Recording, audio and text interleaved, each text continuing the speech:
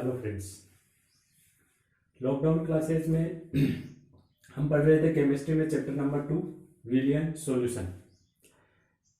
इससे पहले हमने 3 वीडियो इसके देख लिए हैं। आज चौथा पार्ट नंबर 4 चौथा वीडियो में डाल रहा हूँ इसका, जिसमें हम पढ़ेंगे राउले का नियम। देखो, इससे पहले हमने हेनरी का नियम पढ़ा था, वाष्प दाब के बारे में पढ़ा था। आज हम उन्हीं से संबंधित एक नियम पढ़ेंगे, राउले का नियम। देखिए क्या कहता है। राउले का नियम पढ़ेंगे अपन 2 अलग अलग विलियनों के लिए। एक तो पढ़ेंगे द्रव्य विलियन के लिए और एक दूसरा पढ़ेंगे ठोस द्रव्य विलियन के लिए। तो पहले हम पढ़ते हैं द्रव्य विलियन के लिए। वाष्पशील ये मैंने आपको पहले बताया था। वाष्पशील यानी द्रव्य, वाष्पशील विलेय या द्रव्य विलेय। वाष्पशील विलेय, वाष्पशील विलेय अर्थात द्रव्य। किसी द्रव्य विलेय पदार्थ को द्रव्य विलायक में ही घोल करके अपने को विलयन तैयार करना है, यानी वाष्पशील विलेय युक्त विलयन है। और इस विलयन के लिए हम पढ़ेंगे राउले का नियम। देखिए क्या कहता है राउले। मान लीजिए ये अपने पास में कोई पात्र है, इसमें मैंने ये द्रव्य विलायक ले रखा है। ये इसमें विलायक है कोई ए, ये द्रव्य है, और इसमें हम बोल देते हैं विलेय पदार्थ, और वो भी कैसा है? द्रव्य, वाष्पशील। कोई भी विलेय पदार्थ है बी। ये हमने इसके अंदर क्या कर दिया है? विलेय कर दिया है, घोल दिया है। विलायक और विलेय इन दोनों की कितनी कितनी मात्राएं हमने घोली है। मान लीजिए विलायक की जो मोलेंस है वो है x1, यानी इस विलयन में विलायक की कितनी मात्रा है? x1 मात्रा है। विलायक की मोलेंस हमने मान लिया है x1 और विलेय की मोलेंस हम मान लेते हैं x2। विलायक की मात्रा इतनी है और विलेय की मात्रा इतनी। अब इसके वाष्प दाब की बात करते हैं। विलयन है, इसमें विलायक के मॉलिक्यूल्स ए के अणु भी हैं और विलेय यानी बी के अणु भी। ये पात्र को हमने ऊपर से बंद कर दिया। वाष्प दाब यानी दोनों का वाष्पन होगा ए और बी, यानी विलायक और विलेय दोनों ही द्रव्य हैं, दोनों ही लिक्विड। द्रव्य होने का मतलब दोनों की वाष्प बढ़ेगी, ए की भी वाष्प बढ़ेगी और बी की भी, दोनों की वाष्प बढ़ेगी।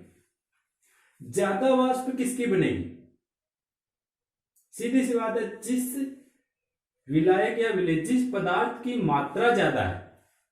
जैसे मान लीजिए मैंने जल में अल्कोहल घोला है, मान लीजिए मैंने 100 ml जल में 10 ml अल्कोहल घोल दिया, तो यहां पर कॉमन सी बात है, जल का वाष्प दाब, जल की वाष्पन की मात्रा, जल के वाष्पन की दर ज्यादा होगी। जल का वाष्पन अधिक होता है क्योंकि जल की मात्रा ज्यादा है।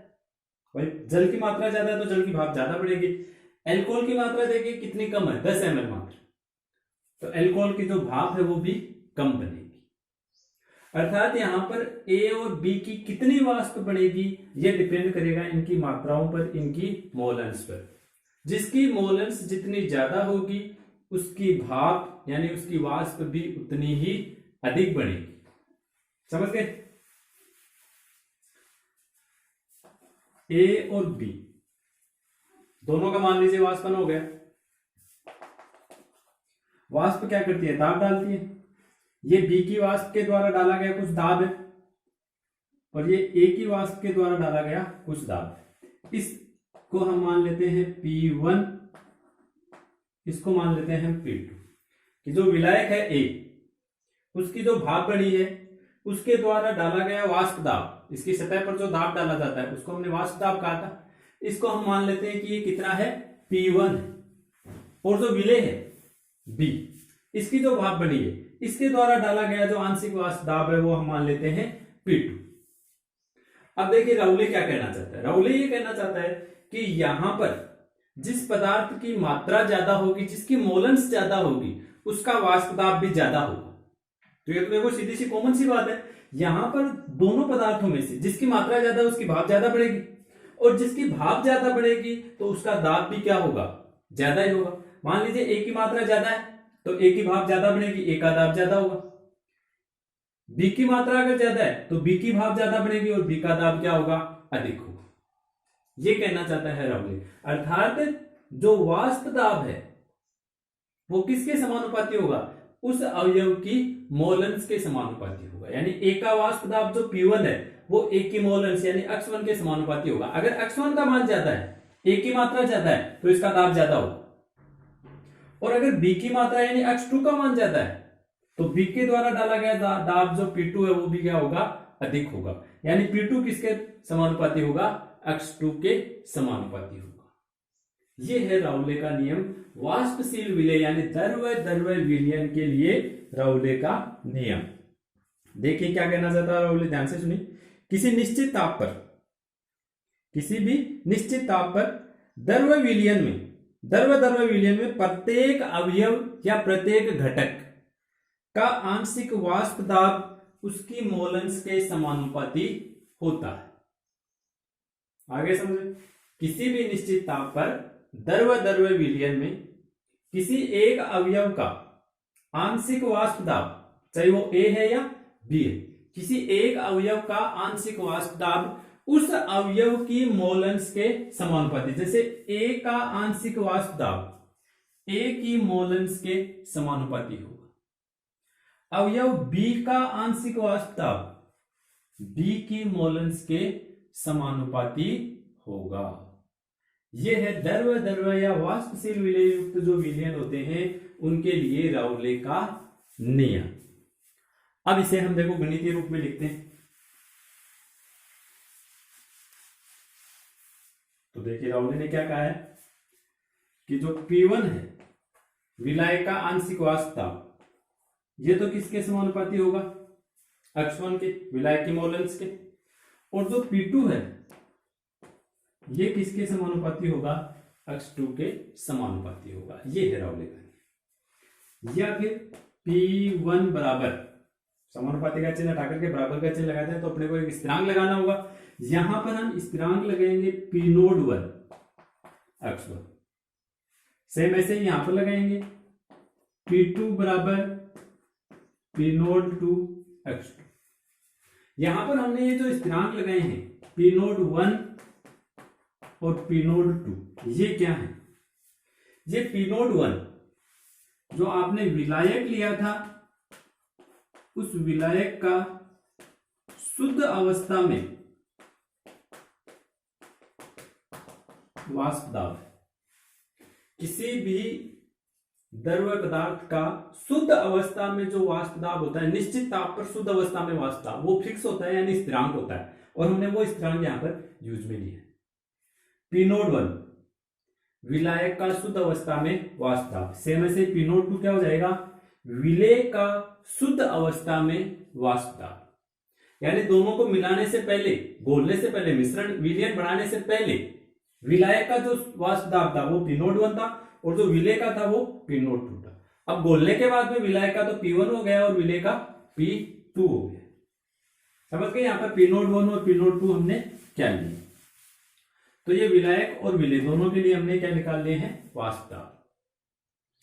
एक हमने कक्षा 11 में एक नियम पढ़ा था, डाल्टन का आंशिक दाब का नियम, अगर आपको ध्यान में हो तो,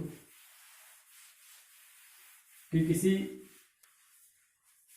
पात्र में अगर दो या दो से अधिक गैसें अक्रिय जो आपस में क्रिया नहीं करती हो, ऐसी गैसें अगर आपस में जो क्रिया नहीं करती हैं वो अगर किसी पात्र में भरी हुई है तो उन गैसों के द्वारा डाला गया जो कुल दाब होता है वो उन सभी गैसों के आंशिक दाबों के योग के बराबर होता है। ये नियम हमने पढ़ा था। देखो P टोटल यानी कुल दाब बराबर हमने लिखा था P1 प्लस P2। अगर दो गैसें हैं तो, तीन गैसें हैं तो P1 plus P2 plus P3 हो जाएगा, चार है तो P1 plus P2 plus P3 plus P4।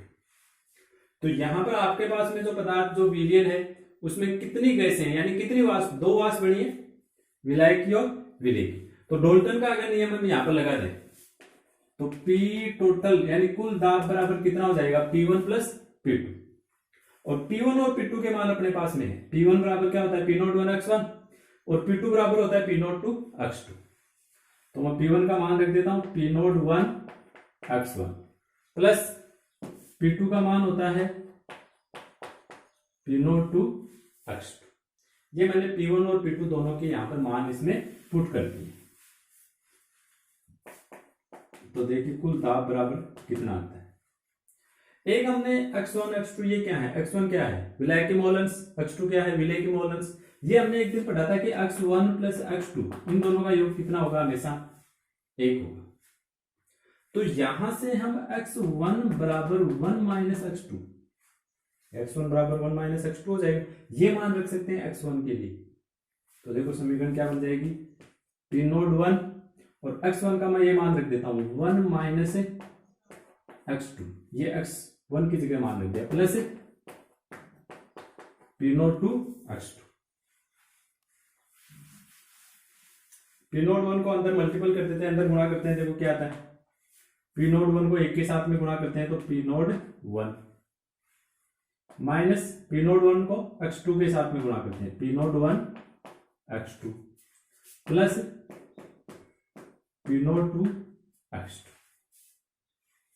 या फिर इसको आप ऐसे भी लिख सकते हैं P नोट 1 और यहां से आप x2 को कॉमन ले सकते हैं। ये प्लस का x2 हमने कॉमन ले लिया। अब कॉमन लेने के बाद में देखो अंदर बचा क्या है, यहां से x2 कॉमन आने के बाद में माइनस का P नोट 1 बचेगा और यहां पर बचेगा प्लस का P नोट 2। ये आ गया कुल दाब P टोटल। आगे समझ। या फिर इसको आप देखो ये P नोट 1 माइनस का है, P नोट 2 प्लस का है, तो आप इसको ऐसे भी लिख सकते हैं P note 2 minus P note 1, P note 2 minus P note 1। पहले माइनस का चिन्ह लगाना पड़ेगा। P नोट 1 माइनस का है तो उसको मैंने आगे लिख दिया, P नोट 2 प्लस का है तो उसको हमने पहले। ये आ गया वाष्पशील विलेय युक्त विलयन के लिए कुल दाब। देखिए सीधा सा छोटा सा गणितीय रूप है राउले नियम का, एकदम इजी सा, समझ में आ गया होगा आपको। आगे चलते हैं। आगे हम इनके लिए बनाएंगे ग्राफ। राउले नियम के लिए अपन ग्राफ बनाते हैं। तो ग्राफ बनाएंगे किसके लिए, पहले यहां पर आप समझिए थोड़ा सा। ये मेरे पास में कोई पात्र है और इस पात्र में मैंने शुद्ध विलायक ले रखा है। केवल कौन है, विलायक। इसमें आपको भी करना क्या है, धीरे धीरे बाहर से विलेय पदार्थ मिलाना है, लेकिन ध्यान रहे आयतन बढ़ना नहीं चाहिए। यानी आपने जितना विलेय पदार्थ मिलाया है उतना मान लीजिए हमने विलायक बाहर निकाल दिया। जैसे मैं 10 ml विलेय पदार्थ घोलूंगा तो 10 ml विलायक बाहर आ गया, विलयन बढ़ जाएगा। फिर धीरे धीरे विलेय पदार्थ मिलाते जाइए और विलायक की मात्रा को क्या करते जाइए, कम करते जाइए। ये हमने शुरू में ये स्थिति लिए, शुद्ध विलायक है। तो फिर आपके पास में एंड में क्या बचेगा, धीरे धीरे ये प्रक्रिया दोहराते रहिए, धीरे धीरे विलेय बाहर से मिलाते जाइए और विलायक को बाहर निकालते जाइए। विलेय मिलाया, विलायक निकाल लिया, विलेय मिलाया, विलायक निकाल लिया। तो लास्ट में एक स्थिति ऐसी आ जाएगी कि उस समय इसमें केवल और केवल शुद्ध विलेय पदार्थ बचेगा। केवल क्या बचेगा, शुद्ध विलेय पदार्थ शेष रह जाएगा। समझ गए। इसके लिए अपने को ग्राफ बनाना है। ये हम बनाते हैं राउले नियम का ग्राफ। ग्राफ किस किस के बीच में बनाएंगे, देखो राउले ने क्या बताया था, राउले का नियम देखिए, P1 समानुपाती x1, P2 समानुपाती x2। P और x के बीच में संबंध, दाब और मोलेंस के बीच में संबंध बताया था राउले ने। तो अपन ग्राफ बनाएंगे दाब और मोलेंस के बीच में। तो इधर तो मैं ले लेता हूं दाब और इधर हम लेते हैं मोलेंस।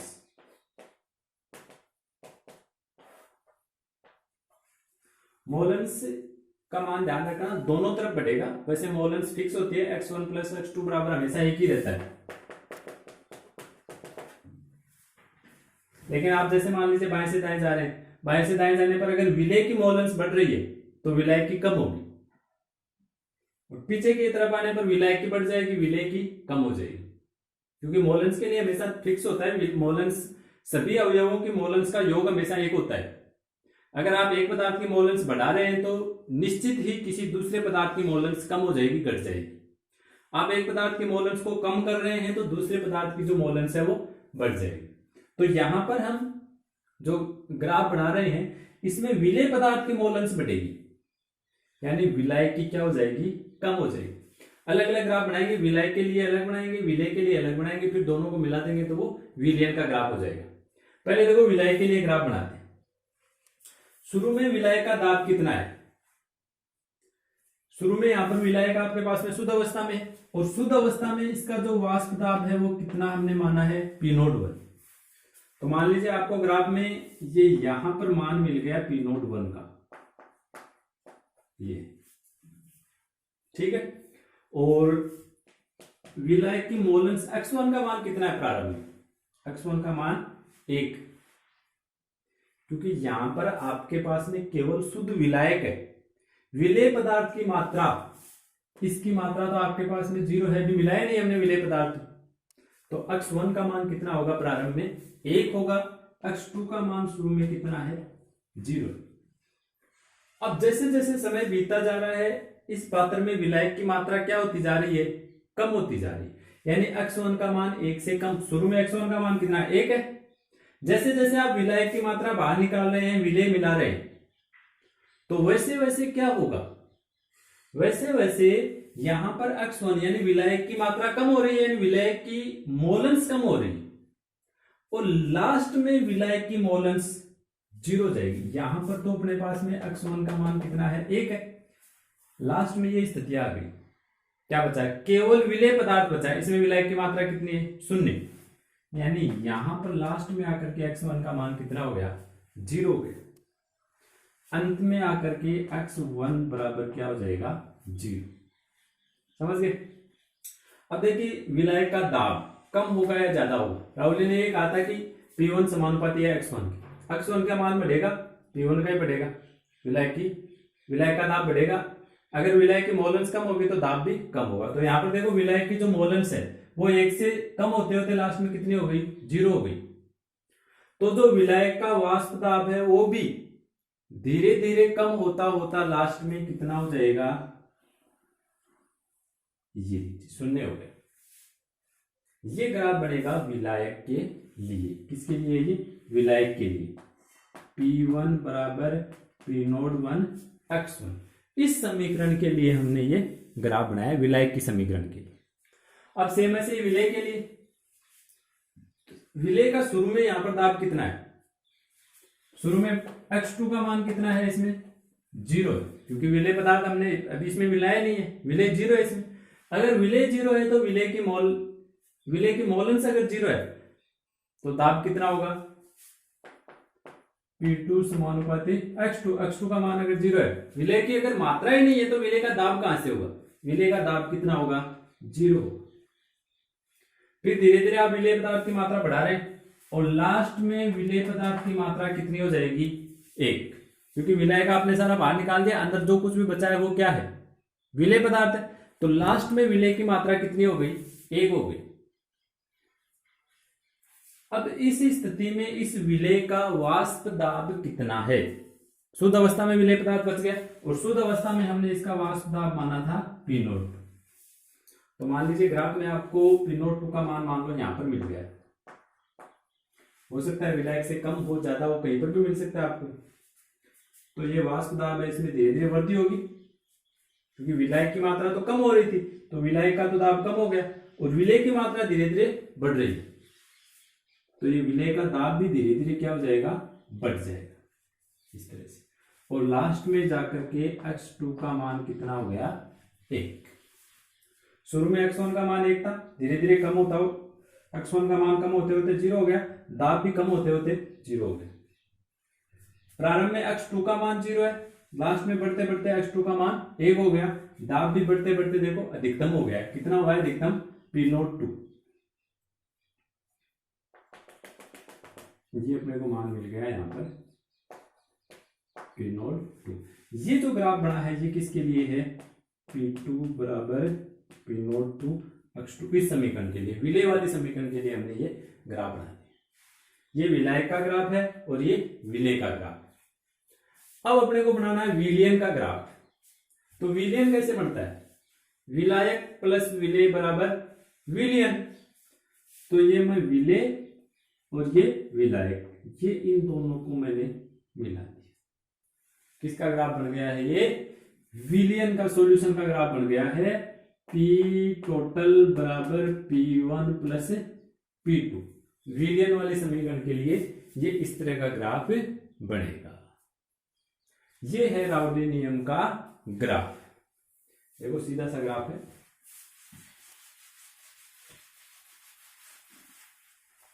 विलय की मात्रा धीरे धीरे कम होती है तो वाष्प दाब भी धीरे धीरे कम हो गया।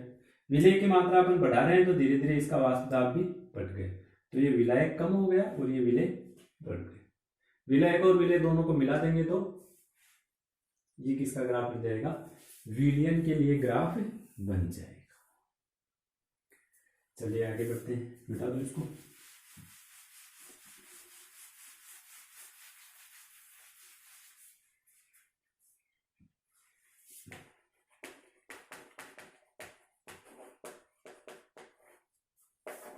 अब अपन पढ़ेंगे अवाष्पशील विलेय युक्त विलयन।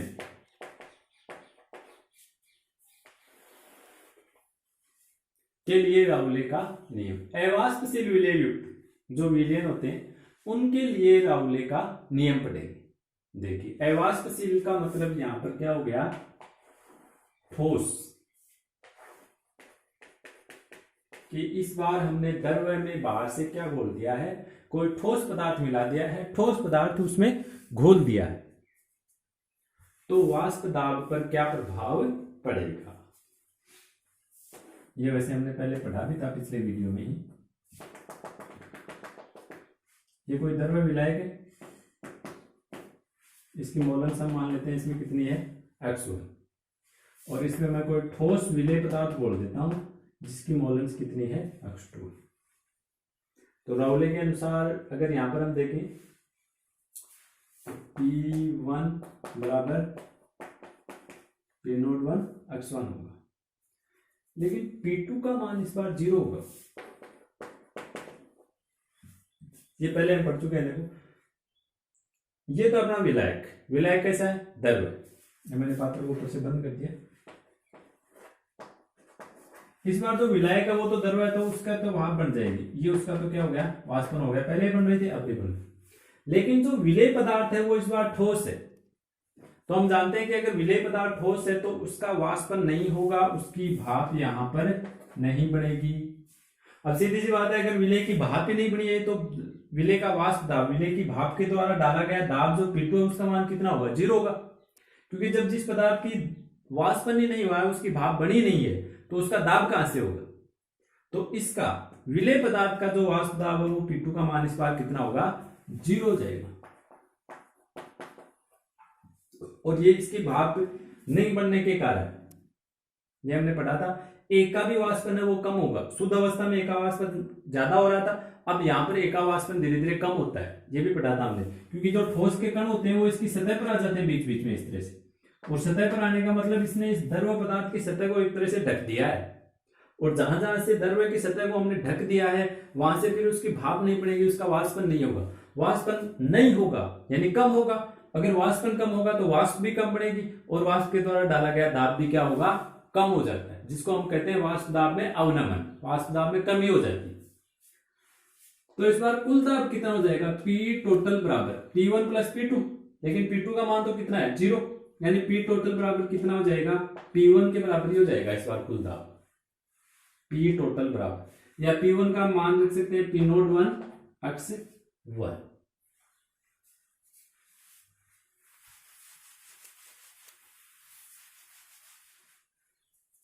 अपन ये लिखते हैं P टोटल बराबर P1 प्लस P2। तो P टोटल बराबर हम P1 का तो ये मान रख दिया मैंने P01 X1। लेकिन हम जानते हैं कि इस बार जो P2 है उसका मान कितना हो गया? 0 हो गया। तो P टोटल बराबर कितना हो गया? P01 X1। या X1 का आप मान रख सकते हैं 1 माइनस X2, अभी रखा था हमने। तो कुल दाब, इसको मैं P से लिखा हूं, P बराबर P naught 1 into 1 minus 1 minus x2, कुल दाब बराबर ये समीकरण आ गया अपने पास। पी नोट 1 माइनस x2, तो ये हमने मान रख दिया इसमें। पी नोट 1 को अंदर गुणा कर देते हैं, मल्टीपल कर देते हैं अंदर। तो पी नोट 1 को 1 से गुणा करेंगे तो पी नोट 1 माइनस ये हमने x2 के साथ इसको गुणा कर दिया, मल्टीपल कर दिया। या फिर यहां से देखिए हम पी नोट 1 x2 बराबर क्या लिख सकते हैं, पी नोट 1 x2 बराबर, इसको तो मैं इधर ले आया तो ये प्लस का हो जाएगा माइनस से, और इस पी को मैं ले जाता हूं इधर, पी नोट 1 माइनस पी। ये देखिए अपने पास में किसकी वैल्यू आ गई है, एक मिनट इधर ध्यान देंगे। ये तो है मेरे पास में कोई द्रव्य विलायक, ठीक है। शुद्ध अवस्था में द्रव्य विलायक है तो इसका वास्तव कितना होगा, पी नोट 1। और अब इसमें मैंने बाहर से कोई ठोस पदार्थ बोल दिया, और ठोस बोलने के बाद में हमने विलयन का कुल वाष्प दाब कितना माना था, पी टोटल, जिसको मैं पी से लिख रहा हूं। अब वाष्प दाब कम होकर के, अब कम हो गया ठोस बोलने के बाद में, कितना हो गया है, पी हो गया। पहले वाष्प दाब ज्यादा था, पी नोट 1 था, अब कम होकर के कितना हो गया, पी हो गया। तो वाष्प दाब में कमी कितनी हो गई, यहां पर तो वाष्प दाब में कमी हो रही है, उसको हम कहेंगे वाष्प दाब में अवनमन, कमी को हम कहते हैं अवनमन। तो कितनी कमी हो गई, पहले तो दाब इतना था मेरे पास में, अब कम होकर के इतना हो गया, तो कितनी कमी हो गई, पी नोट 1 माइनस पी। और ये मान आ रहा है देखो, पी नोट 1 माइनस पी। वाष्प दाब में कितनी कमी हो गई है, ये इतनी कमी हो गई, पी नोट 1 इंटू x2। वाष्प दाब में अवनमन बराबर हो जाएगा पी नोट 1 माइनस पी। इसको अपन क्या कहते हैं, वाष्प दाब में अवनमन। और एक होता है वाष्प दाब में आपेक्षिक अवनमन।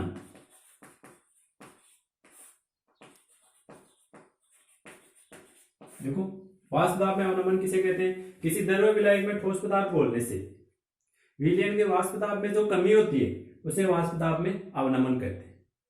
और वाष्प दाब में अपेक्षिक अवनमन किसे कहते हैं, वाष्प दाब में अवनमन एवं शुद्ध अवस्था में जो द्रव्य विलायक है उसके वाष्प दाब का अनुपात, उसको हम कहेंगे वाष्प दाब में अपेक्षिक अवनमन। देखिए किसको कहेंगे, वाष्प दाब में अवनमन, यानी कितनी कमी हो गई। इसको अपन डेल पी के द्वारा भी लिख सकते हैं, परिवर्तन को डेल के द्वारा लिखते हैं। तो ये जो पी नोट 1 माइनस पी है, इसको अगर आप चाहें तो डेल पी के द्वारा भी लिख सकते हैं, या पी नोट 1 माइनस पी के द्वारा लिख सकते हैं। वाष्प दाब में अपेक्षिक अवनमन, वाष्प दाब में कमी एवं शुद्ध अवस्था के वाष्प दाब के अनुपात को, यानी ये बराबर मैं लिख सकता हूं del P upon P naught 1। कमी तो कितनी हुई है, डेल पी या पी नोट 1 माइनस पी, और पहले कितना वाष्प दाब था, पी नोट 1। या आप इसको लिख सकते हैं पी नोट 1 माइनस पी बटे पी नोट 1। इसको हम कहते हैं वाष्प दाब में अपेक्षिक अवनमन, जिसे हम आगे चल करके विस्तार से डिटेल से पढ़ने वाले हैं।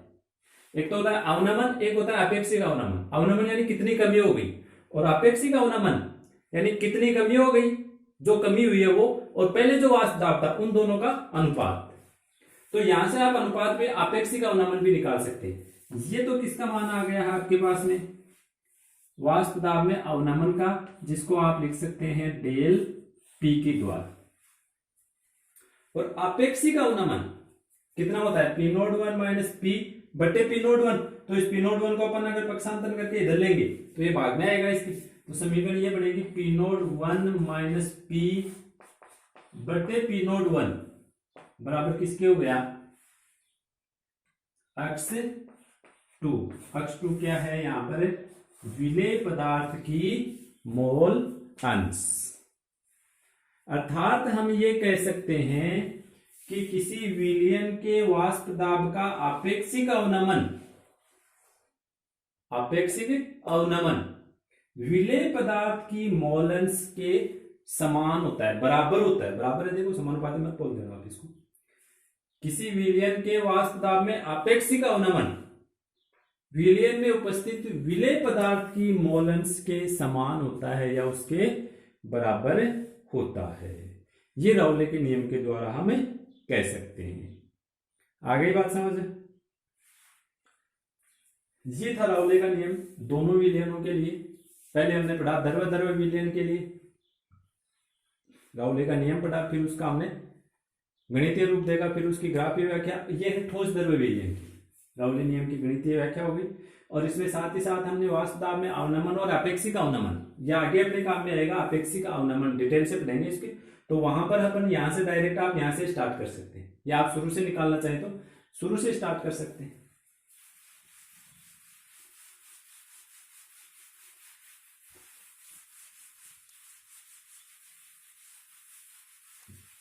उसके बाद में हम पढ़ेंगे जो राउले का नियम है, उसके आधार पर हमने विलयनों को बांट दिया है दो भागों में। राउले नियम के आधार पर विलयन दो प्रकार के होते हैं। नंबर 1 आदर्श विलयन और नंबर 2 अनादर्श विलयन। दो प्रकार के विलयन होते हैं। आदर्श विलयन कौन से होंगे? जो सभी सांद्रताओं पर राउले नियम की पालना करते हैं, वो आदर्श विलयन होते हैं। और जो विलयन सभी सांद्रताओं पर राउले नियम की पालना नहीं करते हैं, उनको क्या कहते हैं? अनादर्श विलयन। सीधा सा टाइप है, जो राउले नियम की पालना करेंगे वो आदर्श विलयन, और जो पालना नहीं करेंगे वो अनादर्श विलयन। आदर्श विलयन के लिए आप क्या क्या कह सकते हैं? नंबर 1 आप ये कह सकते हैं कि ये राउले नियम की पालना करते हैं, सभी सांद्रताओं पर राउले नियम की पालना करते हैं। नंबर 2 आप इनके लिए कह सकते हैं कि डेल वी का मान इनके लिए 0 होता है। डेल वी शून्य होने का मतलब क्या है कि आपने जितना विलायक और विलेय मिलाया है, विलयन का आयतन उतना ही है। जैसे मैं ये कहूं कि मैंने 200 ml विलायक लिया और इस 200 ml विलायक में मैंने 20 ml विलेय पदार्थ घोल दिया, तो जो विलयन बना है उसका आयतन अगर 220 ml है, 220 ml होने का मतलब डेल वी का मान 0 है। आयतन में कोई परिवर्तन नहीं हुआ, जितना आपने मिलाया 220 मिलाया आपने 220 ही हुआ। अगर आयतन 220 से कम हो जाए या ज्यादा हो जाए, अगर कम हो जाए, जैसे मान लीजिए आयतन 210 ml हुआ, तो अपन ये कहेंगे कि जो डेल वी है आयतन में परिवर्तन हुआ है, और आयतन में क्या परिवर्तन हुआ? आयतन कम हो गया, यानी डेल वी का मान माइनस में आएगा, ऋणात्मक हो गए। और मान लीजिए हम 200 और 220 ml को मिलाते हैं और उसके बाद में जो विलयन बनता है उसका आयतन मान लीजिए 250 ml हो गया, आयतन बढ़ गया, तो हम ये कहेंगे कि डेल वी का मान बढ़ गया, यानी डेल वी बराबर हम लिखेंगे पॉजिटिव। ठीक है, वो अनादर्श विलयन में होता है। तो आदर्श विलयन में आप ये कह सकते हैं कि डेल वी बराबर 0 होता है। आदर्श विलयनों के लिए डेल एच का मान भी 0 होता है। डेल एच 0 का मतलब क्या है कि विलायक और विलेय को जब आप एक जगह मिलाएंगे तो न तो उष्मा का कोई अवशोषण हुआ है, देखो एंथैल्पी में कितना परिवर्तन हुआ है? 0, यानी न तो उष्मा का अवशोषण हुआ है न ही उत्सर्जन, अर्थात विलयन न तो उष्मा शोषी है और न ही उष्मा क्षेपी। डेल एच बराबर 0।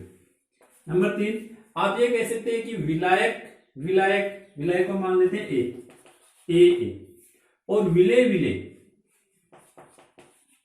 को हम मान लेते हैं बी।